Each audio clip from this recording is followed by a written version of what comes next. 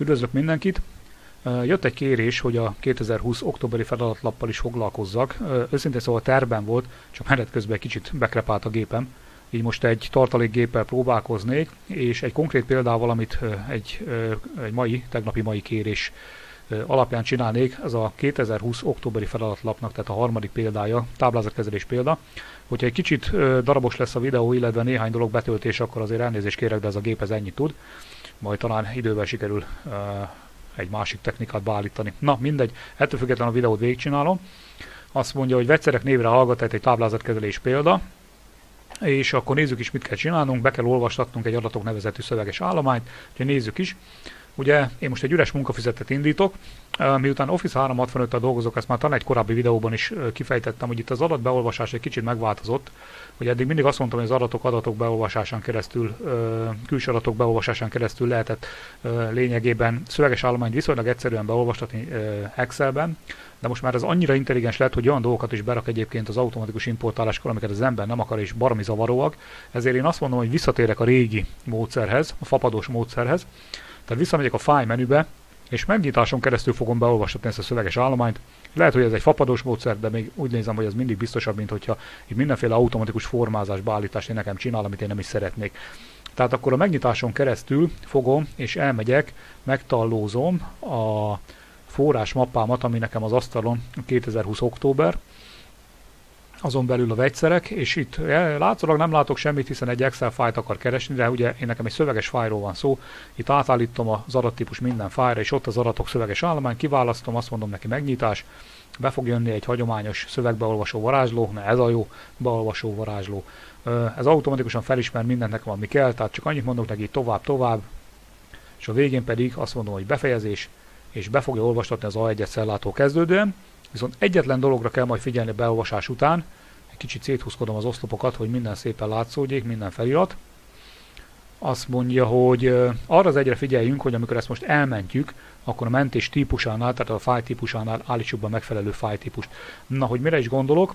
Azt mondja, hogy ugye megvan adva, hogy vegyszerek néven mentse, úgyhogy akkor megyek is a mentés másként, tehát file mentés máskéntra, megkeresem a mentési mappámat, 2020 október legyen mondjuk, és itt nagyon fontos, hogy a file típusánál az Excel munkafüzetet állítsuk be, és a file névhez pedig beírom, hogy vegyszerek.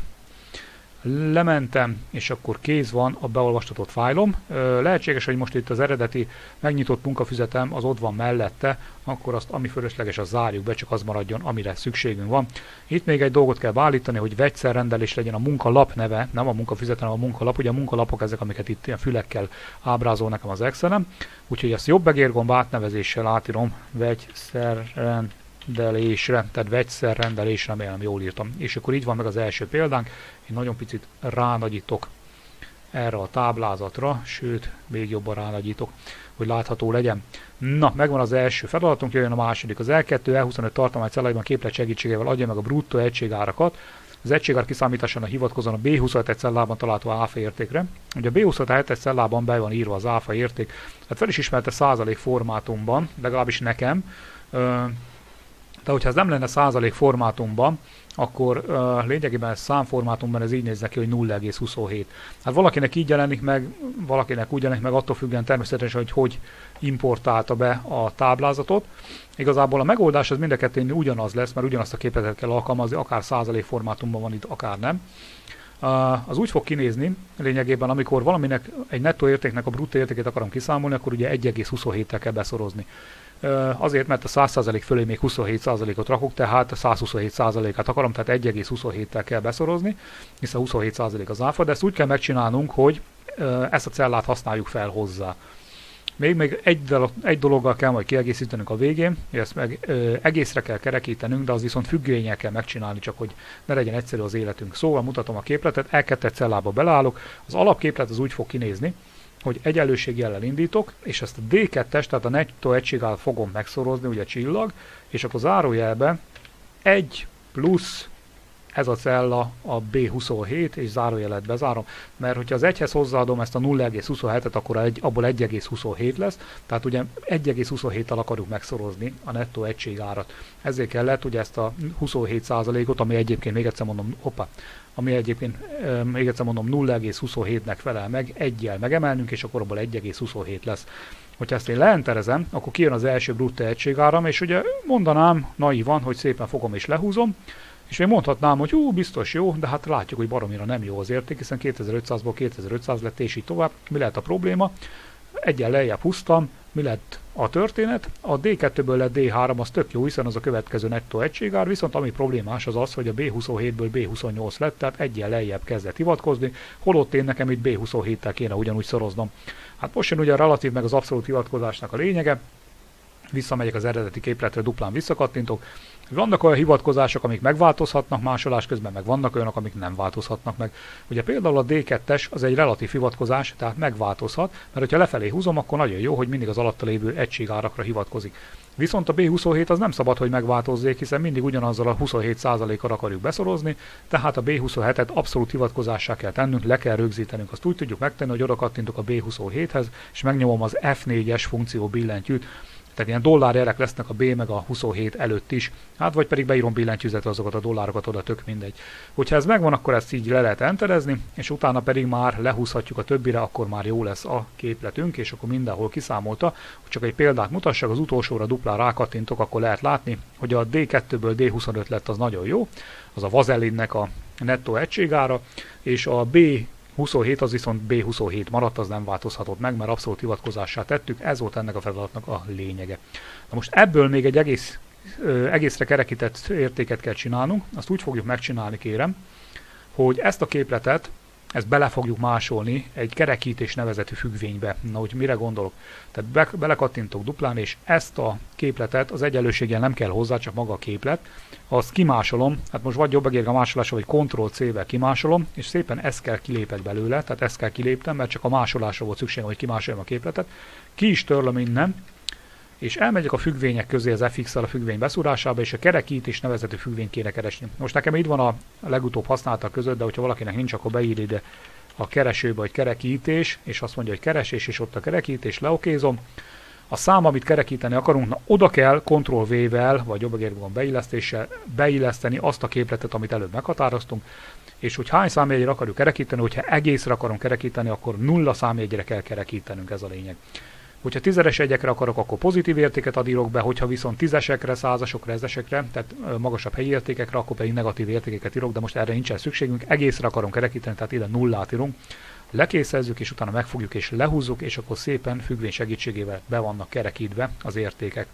Hát ebben ugye két dolog is volt, az egyik az abszolút relatív hivatkozás, a másik az, hogy tudok-e százalékot számolni, akkor igazából van egy harmadik dolog is, hogy a kerekítés függvénnyel tudunk kerekíteni, ha függvénnyel kell kerekíteni. Na, 3-as pont. A G2, G25 tartománycelláiban képlettel számítsa ki a bruttó egységár és a rendelt mennyiség felhasználásával az egyes vegyszerekért fizetendő összegeket. Tehát magyarul ki kéne számolnunk, hogy mennyit fizettünk a különböző vegyszerekért. Hát megvan, hogy mennyi a bruttó egységára egy-egy vegyszernek, meg az is megvan, hogy mennyit rendelünk belőle. Hát a kettőt, hogyha összeszorozzuk, akkor megkapjuk, hogy mennyit fizetünk érte. Ez egy egyszerű szorzás képlet, egyenlőséggel indítunk, az L2-t megszorozzuk az F2-vel. Ennyi a történet, tehát L2 ször F2, és kérdés az, hogy lehúzhatom-e mindenféle változtatás nélkül.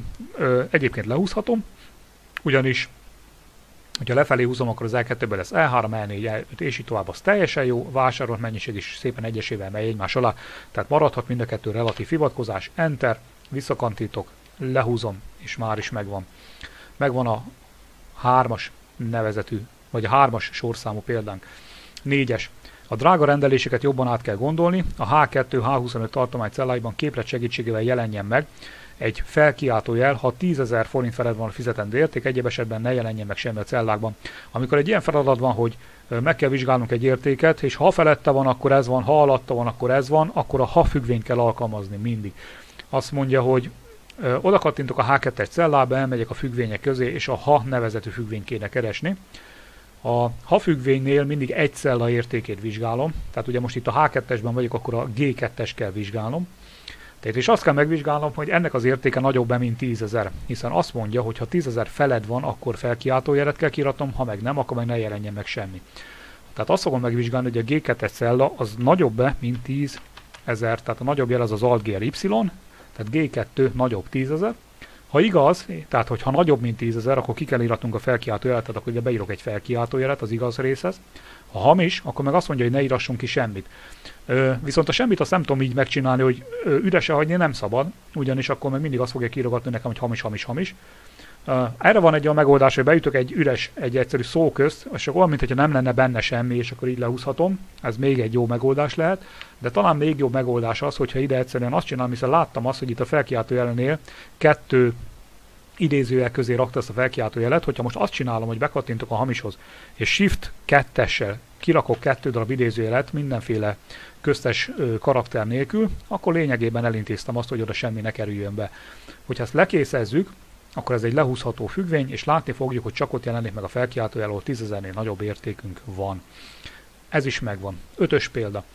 A G27-es cellában számítsak a rendelés összesített értékét, ja, közben azért érdemes rápillantani természetesen itt a mintára, de azt is lehet látni, hogy a mintában bizonyos dolgok ugye ki vannak satírozva, csak sejteni tudjuk, hogy milyen értékek vannak ott.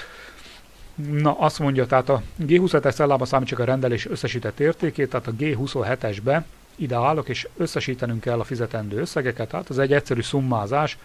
Tehát a G27-esbe állva megkeresem a summa, autószumot és a sum nevezetű függvény választom, hiszen az az összegzés. Kiválasztom, kijelölöm a cellákat, hogy a G2-től G25-ig összegezzen, ne hagyjuk benne az üres cellát, pontosan jelöljük ki őket, enterezzük, és akkor ott az összes fizetendő összeg. Nézzük a 6-os pontot. A B29-es és B30-es cellákban képlet segítségével adja meg, hányféle szilárd, tehát gram, illetve hányféle folyékony milliliter vegyszer van a rendeltek között. Nem egy bonyolult dolog, ugyanis megvan adva itt nekünk a C oszlopban, hogy mi a mértékegysége, tehát milliliterben vagy gramban mérik. Tehát gyakorlatilag meg kell számolnunk, hogy hány darab milliliter, meg hány darab gram felirat van itt. Ide, meg ide. A szilárdhoz a grammokat, a folyadékhoz meg a millilitereket kell megszámolnunk. Amikor ilyen van, hogy számoljak meg egy tartományban valamit, tehát hogy számoljak meg, hogy hány darab van valamiből, de nem mindent kell megszámolnom, hanem csak ami a feltételnek megfelel. Gondolok itt arra, hogy a szilárdnál a grammokat kell megszámolni, a folyadéknál meg a millilitereket kell megszámolni, akkor egy feltételes darabszám függvényt kell keresnem, az pedig nem más, mint a darab teli. Azt mondja, a B29-esbe belállok, elmegyek a függvényekhez, a darab teli nevezetű függvényt kell keresni. Ez egy feltételes darabszámolás. A tartományhoz kijelölöm a teljes tartományt, a C2, C25-öt, tehát nem válogatom ki egyesével a megfelelő cellákat, hanem a teljes tartományt jelölök, hiszen pont az a lényeg, hogy ő kiválogassam nekem megfelelő értékeket. Tehát C2, C25-öt választok, és a szilárdnál a grammot akarom megszámolni, tehát beírom a G betűt, és hogyha ez megvan, akkor lekészezem, kijött az, hogy 18 szilárd van. Ugyanezt kell csinálnom a folyadéknál.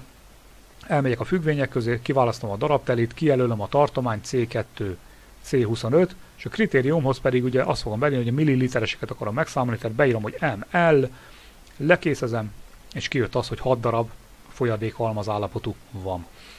No, ez volt a 6-os, jön a 7-es. A B32-es cellában határozom meg a legnagyobb fizetendő összeget. Tehát a B32-esben a legnagyobb fizetendő összeget, ugye a legnagyobb az a maximális értéket jelenti, hogy a fizetendő összegek közül kellene maximális kiválasztani. Elmegyek mondanám, hogy a függvények közé, de ugye tudjuk azt, hogy a maximális értéket itt az autószumnál is meg tudom szerezni. Tehát az autószumot legördítem, akkor ott a maximum függvény, aminek ugye max a neve, és csak a tartományt kell megadnom hozzá, ami a G2, G25-ös tartomány, tehát G2, G25, így fog kinézni a történet, leenterezem, kijött az, hogy 17.145. Nos, ennek a második fele pedig úgy néz ki ennek a feladatnak, hogy a B33-as cellában adja meg az előbbi összeghez tartozó vegyszer nevét. Tehát azt kell megadnunk, hogy ez a 17.145-ös rendelési érték, ez melyik vegyszerhez tartozik, ugye itt lehet látni, ez a cink granulát lesz, és ezt kellene függvények segítségével valahogy meghatározni. Hát ez 2 függvény, ez egy tipikusan olyan történet, ami egyébként az érettségiknek mondjuk egy 80%-ában elő szokott fordulni, a középszintű érettségim, amikor van egy kiválasztott értékem, és ahhoz egy másik oszlopból kell kiválasztanom egy hozzátartozó értéket. Ezt úgy tudjuk megcsinálni, hogy kiválasztom az értéket maximummal, minimummal, bármivel, és utána pedig megnézem az úgynevezett hol van függvény segítségével, hogy az az érték az oszlopban hányadik helyen van, És hogyha megvan, hogy ebben az oszlopban ez, mit tudom én, 1, 2, 3, 4, 5, 6, 7, 8, 9, 10, 11, 12, akkor már tudom, hogy a megnevezések közül a 12-et kell kiíratnom, azt pedig az index függvény segítségével fogom megtenni. Tehát 2 lépésben csinálom én ezt meg. Egyébként ezt egy ilyen összetett függvény, egymásba ágyazott függvényekre is meg lehetne, de én maradok az egyszerűségnél, és 2 külön függvényben csinálom az egyszerűség kedvéért. Azt mondja, hogy azt nézem meg, hogy hol lehet mellékszámítást csinálni. Segédszámítást a K-oszloptól jobbra végezhet. Hát itt a K-oszlopom attól jobbra, akkor ide az L33-ba csinálok egy mellékszámítást, tehát első lépésben megnézem, hogy ez hányadik helyen van. Tehát elmegyek a függvények közé, és a hol van nevezetű függvényt kell keresni, tehát így néz ki, hogy hol pont van. Erre kéne rákeresni, hogyha nincs itt a legutóbbi használtak között. Tehát ahol van, az úgy fog kinézni, kérem, hogy a keresési értéket kell megmondanom. A keresési érték az az érték, amit előbb kiszámoltam, tehát a B32-es cellában lévő érték, tehát B32 a keresési érték. A tábla, amiben keressük, az az összes fizetendő, tehát a G2-től a G25-ig, tehát az összes fizetendő érték, tehát G2, G25, és még azt kell megjegyezni, hogy az egyezési típusnál mindig nullát kell beírni, hogyha azt akarjuk, hogy normál sorrendben próbálja megkeresni nekem, akkor a nullát kell kiválasztani az egyezési típushoz. Na, azt mondja, hogy ha megvan, akkor lekészezem, és kijött az, hogy 12. helyen van, és innentől kezdve akkor ide a 12. megnevezést kell kiíratnom, az pedig az index függvény segítségével tudom, tehát belállok a B33-ba, elmegyek a függvények közé, és az index függvényt kellene keresni. Leokézzuk annak az első fajtáját, ezt a tömbsor oszlopot kell kiválasztani, leokézom, és igazából ez is egy egyszerű dolog, a tömbhöz ki kell jelölnöm azt az oszlopot, amiből ki akarok iratni, ez az A2A25, tehát A2A25, a sorszámhoz meg egyszerűen kijelölöm azt a cellát, amit előbb meghatároztam, az L33-at, hiszen abban van benne, hogy a 12-et akarom kiiratni. Az oszlopszámot ezt meg igazából nyugodtan üresen hagyhatjuk, hiszen összesen egy darab oszlopot jelöltem ki a tömbhöz, tehát ilyenkor nem kell megadni, hogy hányadik oszlopból akarom, de ha valaki biztos akar menni, akkor ide beírja, hogy abból az egy oszlopból, amit kijelöltünk, abból az elsőből szeretném kiiratni, de alapvetően nyugodtan üresen is hagyhatjuk. Ennek csak akkor lenne jelentősége, hogyha mondjuk kijelöltem volna teljes táblázatot, és akkor ott megmondanám, hogy hányadik oszlopból akarom kiiratni, de hát nem jelöltem ki, úgyhogy ez így jó. Azt mondja, lekészezem, és kijött, hogy cink granulát a megoldás. Na, ez is megvolt. Jöjjön a következő, 8-as pont, formázás jön, leírás és a minta alapján. Azt mondja, DEG oszlopok számot tartalmazó celláiban és a B32 cellában állítson be pénznem formátumot, 10-es egy nélkül jelenjenek meg, azért ezt megnézem, hogy hol vannak a pénznemek, DEG, meg ahol van, ott forintokat állítgatunk be. Azt mondja, hogy a DE, hát azt mondja, hogy kijelölöm őket, itt legördíthetem is az adatformátumot és kiválasztom a pénznemet, ugye ez bedobja nekem a 2 10-es jegyet, azt is megoldhatjuk úgy, hogy a 10-es helyek csökkentésével visszanyomom azt, hogy ne legyen 10-es hely. Ugyanúgy a fizetendőt beállítom, hogy legyen kérem pénznem, visszacsökkentem a 10-es helyeit, ugyanúgy az összesennél azt mondjuk, hogy pénznem, és visszacsökkentjük a 10-es helyeit. Senki ne jegye meg, hogy ilyen sok-sok kettős kereszt van, az azt jelenti, hogy nem fér el az érték a cellában, kicsit szét kell húznia az oszlopot, illetve még a legdrágább fizetendőnél kell a pénznemet megcsinálni, és ott is visszaveszem a 10-es jegyeket. Ez volt az első, ez biztos. Pénznem megvan, azt mondja B. A B29-es, B30-es cellában a meghatározott számok után minta szerint jelenjen meg a tétel szó, tehát B29, B30. Így van, tehát itt is, meg ott is a tételnek kell, hogy megjelenjen, lehet látni, erről beszélünk itt. Tehát egy mértékegységet kell beállítani mögé, a 2 mögé, méghozzá egy egyéni mértékegységet. Hát ugye ezt nem írhatom be csak így billentyűzettel, tehát hogy bekattintok oda és beírom, sajnos ez nem működik. Ezt úgy tudjuk beállítani, hogy jobb egér gombozok rajta, ezen a 2 cellán kijelölve, elmegyek a cellaformázás menübe. A cellaformázás menüben vannak felsorolva az adatformátumok, amiket egyébként itt ebben a fönti listában is látunk, de ilyet nyilván nem fogunk látni ezek között, hogy tétel mértékegység, ezért el kell menni az egyéni kategóriába.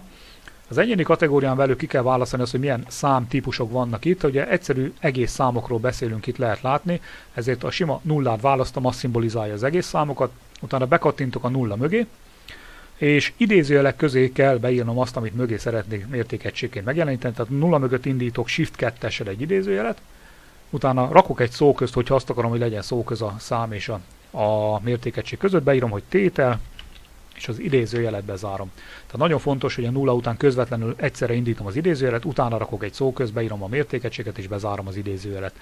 Lekészezem, vagy leokézom, és akkor ott a mértékegység. ez is megvan. Nézzük a következőt, C2, C25, F2, F25, H2, H25, H25 tartomány celláiban tartalmat igazítsa viszintesen középre. Meg is nézzük, miről beszélünk.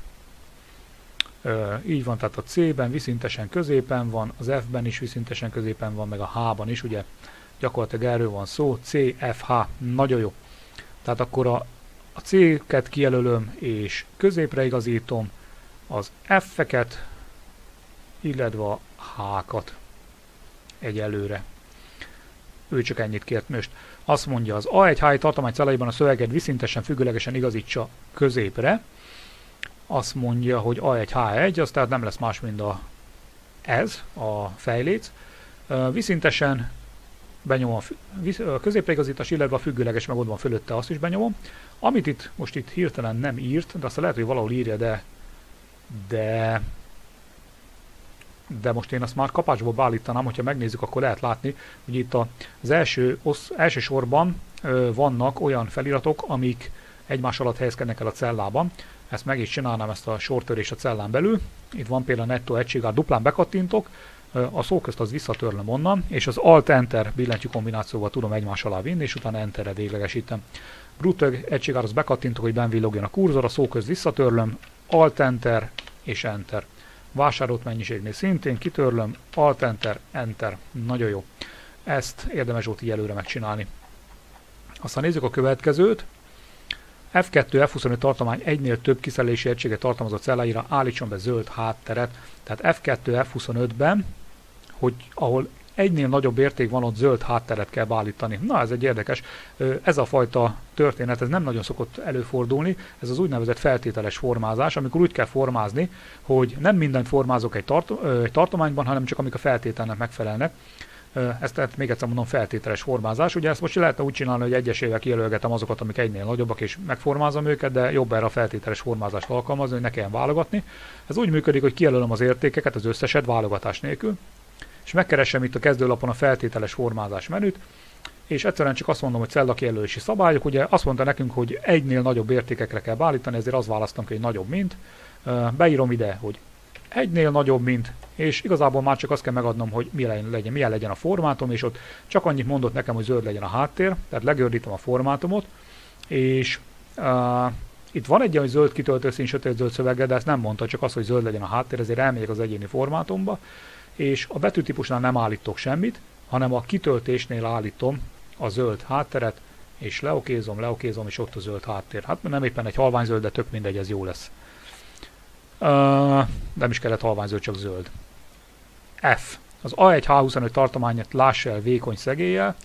Az első és a 25. sor alatt dupla vonalas szegély legyen, tehát az első meg a 25. alatt dupla, mindenhol viszont úgy látom, hogy szimpla szegély van. Jó. Azt mondja, először is beállítom a szimpla szegélyt, azt mondja, melyiket még egyszer pontosítsunk, tehát A1H25, tehát az A1H25-öt kijelölöm. Azt mondja, hogy először beállítok rá egy szimpla szegélyt, hát nem is bonyolítom, mert itt a szegélyeket legördítem, akkor rányomom itt a minden szegélyt, és akkor rajta van a sima, normál, szimpla szegély. És még egy dolgot kell csinálnunk, hogy az A oszlop alatt legyen egy dupla, tehát vagy az A sor alatt, szóval az első sor alatt legyen egy dupla szegély, kijelölöm az első sorban lévő cellákat, szegélyt legördítem, és azt fogom neki mondani, elmegyek a további szegélyekhez. Ezt, ami be van állítva, ezt béké hagyom, hanem csak annyit csinálok, hogy kiválasztom a duplát, és az alsó szegélyhez oda rakok neki egy duplát itt a minta. Leokézom, és akkor ott van, és ugyanezt kell csinálnunk a 25. sor aljára is.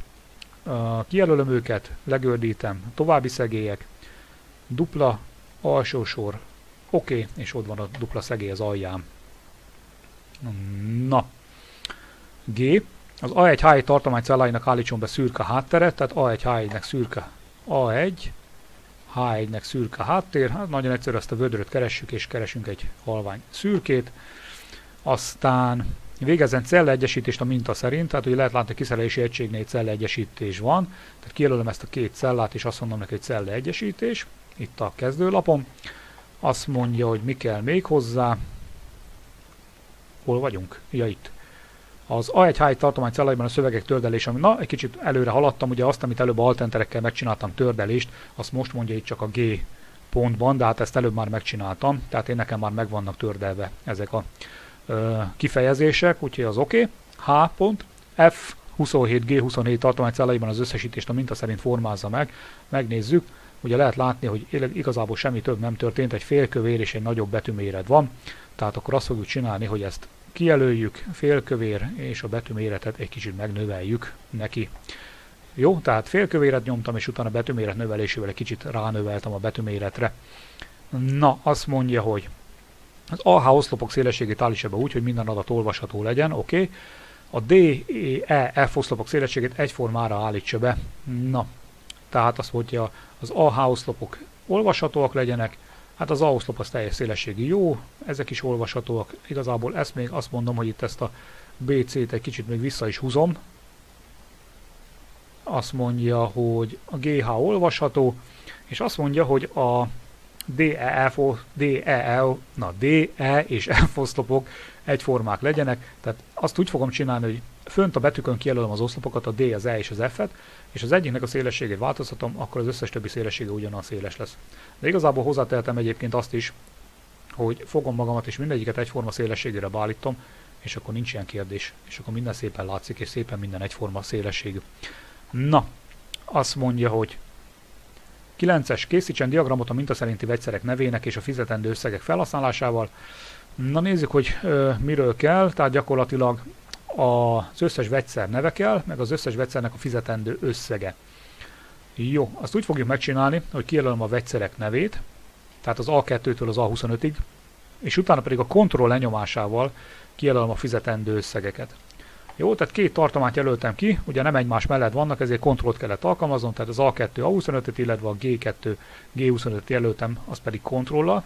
Elmegyünk a beszúrás menübe, és ott ugye sima egyszerű oszlopdiagramot kell csinálnunk, itt aztán van is egy mintánk, így van. Úgyhogy nem is bonyolítjuk a dolgot, itt az oszlopdiagramokat legördítve a legelsőt választom a sima egyszerű oszlopdiagramot, és nézzük, hogy mit kell beállítani hozzá. Azt nem mondja, a táblázat alatt mintának megfelelő tartományt fedve, nagyon jó. Tehát az azt jelenti, hogy a 33-as sor alatt és a H oszlopig, és az 53-asig, jó. Tehát először én elhelyezném. Tehát azt mondja, hogy a 33-as sor alá rakom, és a H oszlopig mehet ki, és az 53-as sorig. Így. Na, be is méreteztem. Akkor nézzük, mi kell még. Azt mondja, a legmagasabb oszlopot emelje ki eltérő színnel. Ez nagyon egyszerű lesz, azt mondja, ez a legmagasabb oszlopom, addig kattintgatok szépen lassan, amíg csak ez az egy oszlop lesz kijelölve, és hogyha ez megvan, a jobb egér gombozok rajta, ott a kitöltésnél pedig adok neki egy színt, hát legyen mondjuk zöld. Ki is van színezve, akkor nézzük a következőt, az Y tengely léptéke 2500 legyen, tehát ennek a léptéke 2500 legyen, ezt úgy csináljuk, hogy valamelyik értéken itt duplán rákattintok, akkor be fog jönni jobb oldalt a tengely formázása, és a fő léptéknél a 2000-est át fogom írni 2500-ra, és akkor kikattintok belőle, és akkor már is megvan a 2500-as léptékezés. Megvan, hogy hol helyezkedjen el, és fizetendő összegek vegyszerenként szöveg legyen. A címe, a diagram címhez bekattintok, és fizetendő összegek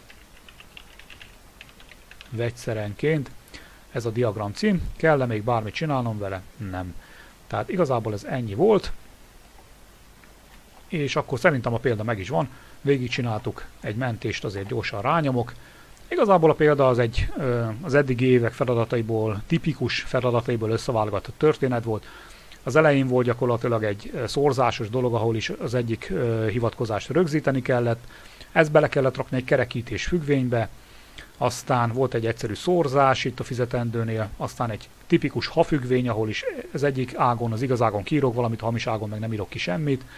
Aztán volt egy darabteli függvény, pontosabban 2 darabteli függvény, aztán volt egy sima egyszerű összegzés, egy maximum kiválasztás, és ahhoz kapcsolva ugye az index és hol van függvény párosa, amik általában együtt szoktak járni.